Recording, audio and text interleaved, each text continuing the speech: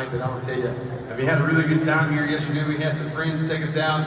I really put me in the dirt and put me out in the woods somewhere, and I'm a happy boy. We had some friends take us a couple hours over from here and take us through some creek beds and take us looking for arrowheads. We found some really cool stuff. Found some cool arrowheads, found some old Indian pottery, and found some gigantic water moccasins. I've seen the biggest water moccasin I've seen in my life yesterday. It's big. It looked like a rattlesnake. It was gigantic. We didn't play with it. We gave him plenty of respect.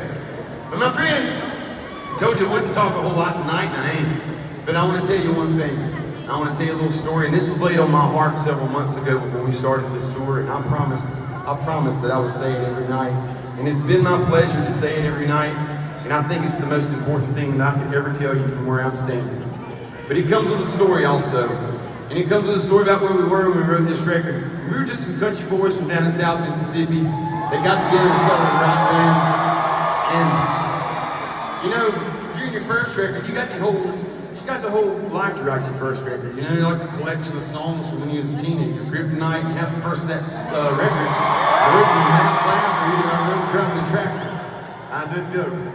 And, but this was our first record to write like as a real band. And, you know, you got your whole life to write your first one, you got like 6 months to write your second one, they say, you know. But, and by the grace of God, we had an incredible amount of success off that first record.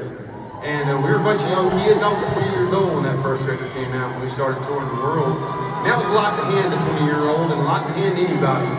But, you know, we were very, very blessed. But at the same time, I think we watched a lot of it go by in a very negative way.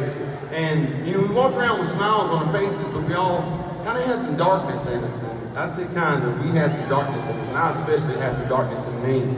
And, you know, you get into a time in your life you didn't know who you could trust. You thought you was all by yourself, and you sure didn't feel like nobody really loved you for you.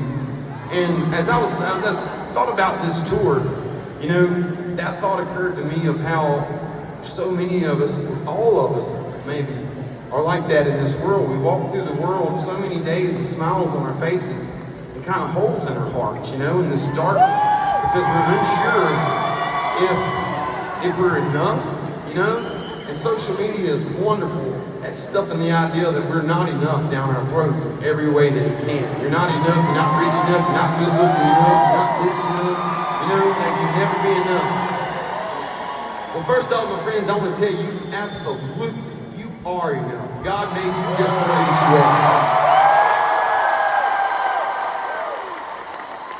And when we walk through our lives and you find yourself feeling like nobody loves you, maybe you're not sure who loves you, and you feel like you're all alone, my friends, I want to tell you something. You have never in your life been alone. You will never be alone. You have been loved from the moment you were born to the day that you die. Because Jesus Christ loves you. And He'll always be there with you. And He will never, ever, ever leave you alone.